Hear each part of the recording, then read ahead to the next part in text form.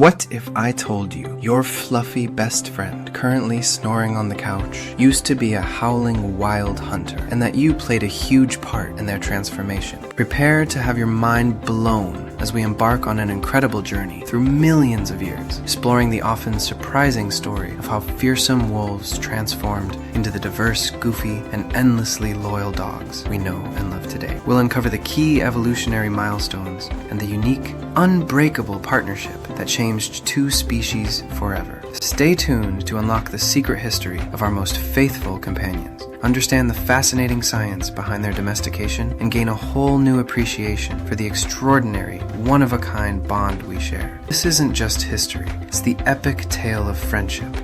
The wolf within. Our ancestor.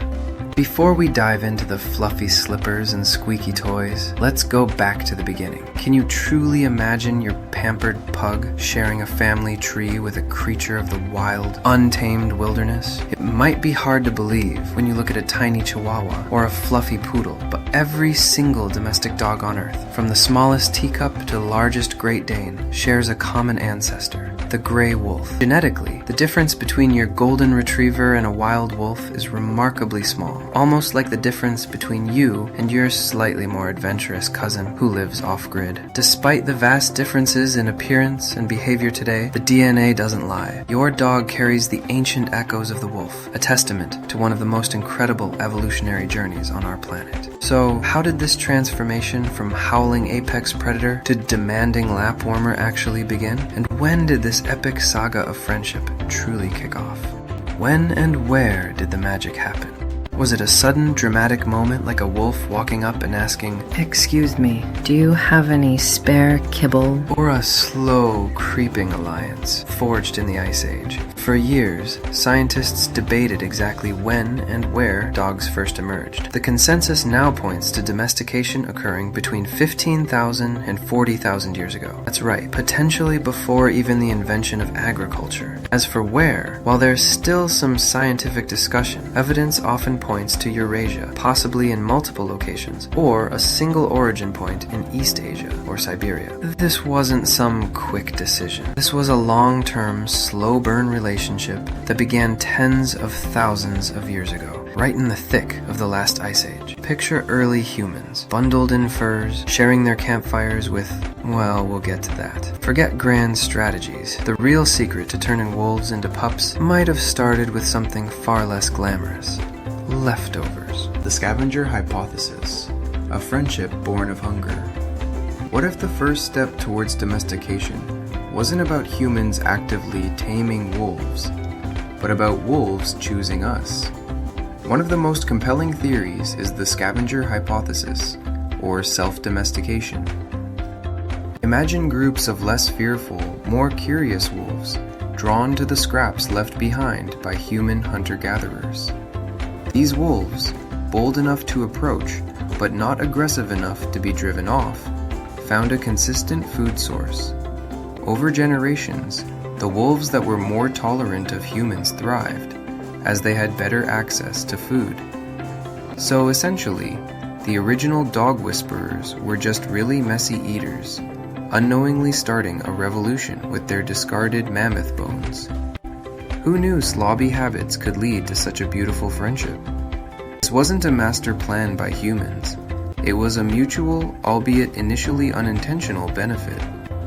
Wolves got an easy meal, and humans got a living garbage disposal, and eventually so much more. From tolerating furry scavengers to actively choosing our best companions. How did humans start to shape the dog as we know it? Human influence, from tolerance to selection. Once wolves were hanging around, how did those wary scavengers become loyal protectors and playful companions? Did we just start handing out treats and belly rubs? As the relationship deepened, humans began to play a more active role. First unintentionally, then quite intentionally. Wolves that showed less aggression were more tolerant of human presence, and perhaps even offered some form of warning about approaching dangers, would have been favored. Over time, humans started actively selecting for traits that were useful, tracking prey, guarding camps, or simply being good companions. This wasn't just about survival anymore. It was about partnership. The wolves that got along with humans and offered a benefit were the ones that passed on their genes, slowly but surely shaping the future dog. As our relationship evolved, so too did the physical appearance of these proto-dogs. Ever wonder why your dog looks so different from a wolf, with those adorable floppy ears and curled tails? The cute transformation. Domestication syndrome. Have you ever noticed how many domestic animals share similar physical traits, like floppy ears or smaller brains, regardless of their original species? Is it just a coincidence or a telltale sign of domestication? One of the most fascinating aspects of dog evolution is domestication syndrome. As animals are domesticated, they often develop a suite of traits, including floppy ears, curly tails, smaller teeth and jaws, changes in coat color, and even smaller brains. This is believed to be linked to changes in neural crest cells during development, which are involved in both fight or flight responses and physical characteristics. Basically, when we bred out the fear and aggression, we accidentally, or perhaps brilliantly, bred in peak cuteness. Their superpower? Making us give them extra treats with one look, thanks to those puppy dog eyes. Those adorable physical quirks aren't random. They are direct evidence of the domestication process, a genetic fingerprint of thousands of years of evolving alongside humans. Beyond looks, their minds and voices changed too. Remember that constant barking? Turns out, it's a relatively new invention. Behavioral evolution, barking and human cues. Why does your dog bark at the mailman or seemingly understand your every command? Did wolves do the same? Or did dogs develop some unique communication skills just for us? Wild wolves rarely bark. Their vocalizations are mostly howls, growls, and whimpers. Domestic dogs, however, have developed an extensive vocabulary of barks, each with subtle variations that can communicate different things to humans: alert, play, demand, or even just hello. They also developed an extraordinary ability to read human social cues, like pointing or eye gaze, far better than even chimpanzees. This isn't just about making noise. It's about a sophisticated, species-specific communication system that evolved primarily for interacting with us. Your dog's bark is literally their way of having a conversation with you. With all these changes, humans weren't just passively observing. We started getting really specific about what we wanted in a dog. The era of specialization, selective breeding. From swift greyhounds to fluffy lapdogs. How did we go from a single wolf ancestor to literally hundreds of wildly different dog breeds, each with its own unique job? While the initial domestication was a more gradual, natural selection process, later on, humans actively began selective breeding. As societies changed, so did the roles for dogs. We bred them for specific tasks. Hunting, scent hounds for tracking, retrievers for fetching, terriers for digging out vermin. Herding, dogs with innate abilities to control livestock. Guarding, larger, more protective breeds.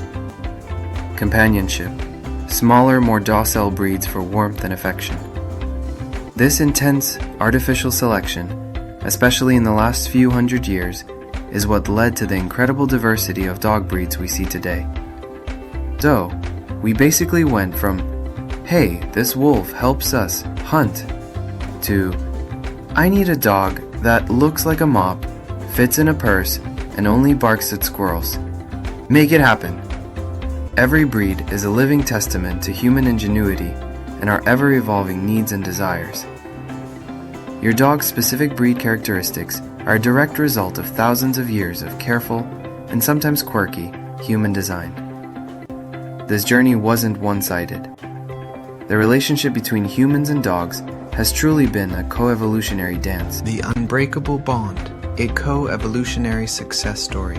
Beyond all the practical benefits, why do we feel such an intense, almost primal connection to our dogs? Is it just sentimentality or something deeper? The evolution of dogs isn't just about them changing, it's about us changing too. Humans who partnered with dogs likely had an advantage: better hunting success, earlier warning of danger, improved camp hygiene. This mutual benefit created a co-evolutionary loop. Our brains are even wired to respond to canine cues. Studies show oxytocin, the love hormone, is released when we interact with our dogs, just like it is between human parents and infants.